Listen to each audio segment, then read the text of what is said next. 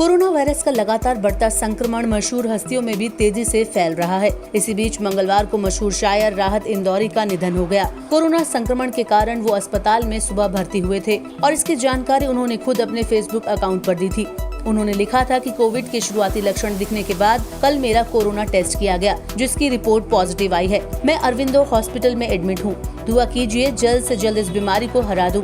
एक और इल्तिजा है, मुझे या मेरे घर वालों को फोन ना करें। मेरी खैरियत ट्विटर और फेसबुक पर आपको मिलती रहेगी। लेकिन अचानक मंगलवार शाम को उन्हें 2 दिल के दौरे आए और उन्होंने अस्पताल में ही अंतिम सांस ली। डॉक्टरों के अनुसार उनके दोनों फेफड़ों में कोरोना का संक्रमण, किडनी में सूजन और सांस लेने में तकलीफ होने के कारण वो अस्पताल में भर्ती हुए थे, लेकिन डॉक्टर्स उन्हें बचा नहीं पाए। वहीं पूर्व राष्ट्रपति प्रणब मुखर्जी की ब्रेन सर्जरी सफल रही है, लेकिन प्रणब मुखर्जी की हालत अभी गंभीर है। वो आर्मी के R&R हॉस्पिटल में वेंटिलेटर पर हैं। ब्रेन सर्जरी से पहले सोमवार को प्रणब मुखर्जी की कोरोना वायरस रिपोर्ट पॉजिटिव आई थी। प्रणब मुखर्जी की हालत फिलहाल गंभीर है। बीते दिन प्रणब मुखर्जी ने ट्वीट करके बताया कि अस्पताल में किसी अन्य चेकअप के लिए वो गए थे। जांच में मेरी कोरोना रिपोर्ट पॉजिटिव आई। जो भी लोग मेरे संपर्क में आए हों वो अपना टेस्ट करा लें और खुद को आइसोलेट कर लें। इसके अलावा मध्य प्रदेश के सीएम शिवराज सिंह चौहान को लेकर एक अच्छी खबर है। शिवराज सिंह चौहान की कोरोना रिपोर्ट नेगेटिव आई है। इस बात की जानकारी खुद शिवराज सिंह चौहान ने ट्विटर के जरिए दी। शिवराज सिंह चौहान ने लिखा, मेरी कोविड-19 की रिपोर्ट नेगेटिव आई है। डॉक्टर्स की सलाह पर मैं कल तक आइसोलेशन में रहूंगा। मैं डॉक्टर्स, नर्सेज और पूरी टीम को दिल से शुक्रिया देता हूँ। आप सभी ने मेरी सेहत की दुरुस्तगी के लिए दुआ की, इसके लिए मैं आपका हमेशा शुक्रगुजार रहूंगा।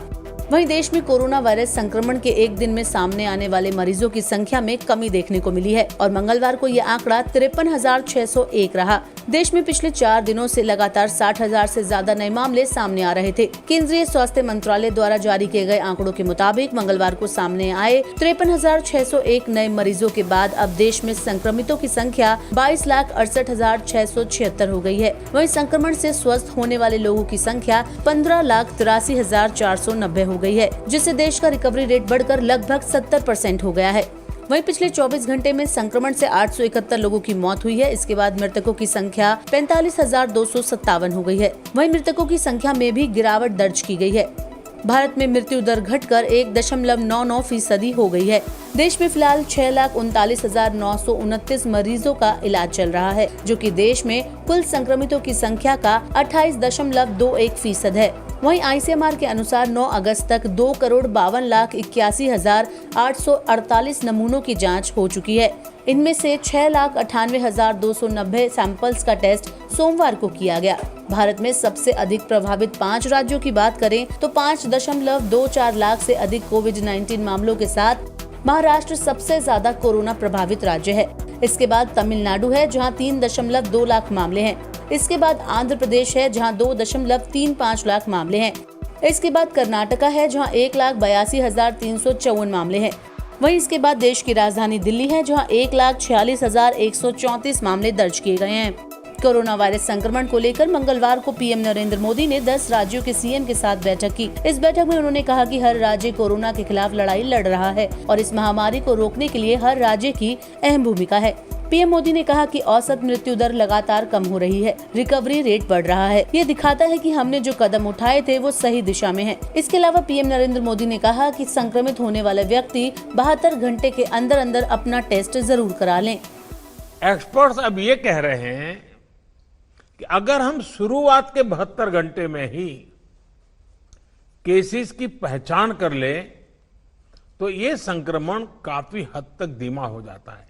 और इसलिए मेरा सबसे आग्रह है कि जैसे हाथ धोने की बात हो, 2 गज की दूरी की बात हो, मास्क की बात हो, कहीं पर न थूकने का आग्रह हो, इन सब के साथ अब सरकारों में और सरकारी व्यवस्थाओं में भी और कोरोना वॉरियर के बीच भी और जनता में भी एक नया मंत्र हमें बराबर पहुंचाना पड़ेगा और वो है 72 घंटे में जिसको भी हुआ है उसके आसपास के सबको उसका टेस्टिंग हो जाना चाहिए, उनका ट्रेसिंग होना चाहिए, उनके लिए जो आवश्यक है वो व्यवस्था होनी चाहिए।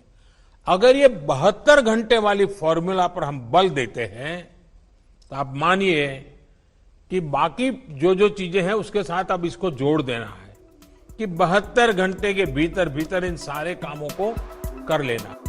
कोरोना वायरस के लगातार बढ़ते संकट के बीच सभी को कोरोना वायरस की वैक्सीन का इंतजार है। इस बीच मंगलवार को रूस के राष्ट्रपति व्लादिमीर पुतिन ने ऐलान किया है कि उनके देश ने कोरोना वायरस की पहली वैक्सीन बना ली है। व्लादिमीर पुतिन ने दावा किया है कि दुनिया की पहली सफल कोरोना वायरस वैक्सीन है, जिसे रूस के स्वास्थ्य मंत्रालय से मंजूरी मिल चुकी है। इतना ही नहीं, व्लादिमीर पुतिन ने कहा कि उनकी बेटी ने भी इस वैक्सीन को लिया है। दुनिया में कोरोना वायरस की वैक्सीन बनाने का कई जगह पर ट्रायल चल रहा है। WHO के मुताबिक 100 से अधिक वैक्सीन बनाने पर काम किया जा रहा है, जिसमें अमेरिका, ब्रिटेन, इजराइल, चीन, रूस, भारत जैसे देश शामिल हैं। भारत में कोरोना वायरस वैक्सीन अभी ह्यूमन ट्रायल स्टेज में है। ये वैक्सीन बनाने की दूसरी स्टेज है। वैक्सीन के इंतजार के बीच कोरोना वायरस के बढ़ते ग्लोबल संकट की बात करें तो पूरी दुनिया में कोरोना वायरस के संक्रमण के आंकड़े 20 मिलियन यानी 2 करोड़ के पार पहुंच चुके हैं। विश्व में अब कोरोना वायरस के कुल 2,92,855 मामले सामने आ चुके हैं। वहीं पूरे विश्व में मरने वालों की संख्या का आंकड़ा 7,36,254 पहुँच गया है। एक तरफ अमेरिका सबसे ज्यादा कोरोना वायरस से प्रभावित देश है, तो वहीं दूसरी तरफ भारत और ब्राजील में भी लगातार कोरोना वायरस के नए मामले सामने आ रहे हैं। 5,95,163 मामलों के साथ अमेरिका पहले नंबर पर है। इसके बाद दूसरे नंबर पर ब्राजील है, तीसरे नंबर पर इंडिया है, चौथे नंबर पर रशिया और फिर 5वें नंबर पर साउथ अफ्रीका है। इस तरह देशों में लगातार बढ़ते कोरोना के संक्रमण के बीच अब सभी को कोरोना की वैक्सीन का बेसब्री से इंतजार है।